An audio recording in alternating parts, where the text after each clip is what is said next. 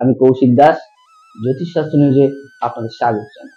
আজকে আমাদের সঙ্গে আছেন আমাদের সবার প্রিয় দাদা সুদীপ্ত দা। তো সেই সুদীপ্ত দার কাছে যাব আমরা।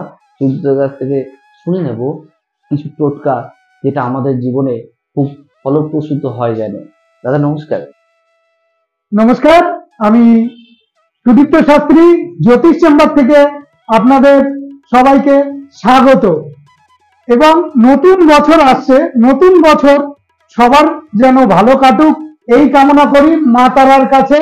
আপনাদের সুখ সম্প্রীতি সব যেন নতুন বছরে বজিয়ে থাকে সেই কামনা আমরা জ্যোতিষ চেম্বার থেকে করছি সবার জন্য।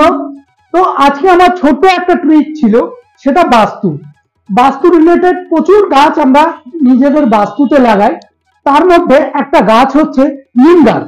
এই নিম গাছ আমাদের বাস্তুতে যদি দক্ষিণমুখী করে থাকে, সেই বাস্তু সুখ সম্প্রীতি, রোগ শোক, তাপ সবকিছু থেকে মুক্তি পায়। তো আমরা আজ থেকে আমরা একটা কথা মাথায় রাখবো, যখন আমরা নিম গাছটা পুঁতবো, ঠিক আপনার হাতের এই হাত মেপে ঠিক এখান দিয়ে এই পর্যন্ত ঘুরে সেই নিম গাছটা আমরা দক্ষিণমুখী ভাবে পুঁতবো। এবং পোতার সঙ্গে সঙ্গে আপনি সেই ফলটা পাবেন, দেখতে পাবেন 1 মাসের ভেতরে আপনাদের বাড়িতে অনেক কিছু পরিবর্তন হতে চলেছে। তো এই আমার বক্তব্য আজ এই পর্যন্তই। তো আগামী বছর আপনাদের ভালো কাটুক, সব সুখ সম্প্রীতি বজায় থাকুক।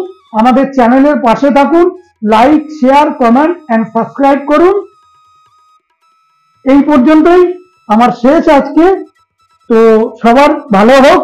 জয় মা তারা, জয় গুরু বামদেব।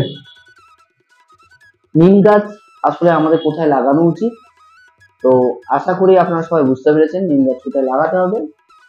তো প্রিয় দর্শক বন্ধু, আমি আর টাইম নষ্ট করবো না, আজকে আসি, আজকে এই পর্যন্ত। দেখা হচ্ছে পরবর্তী ভিডিওতে।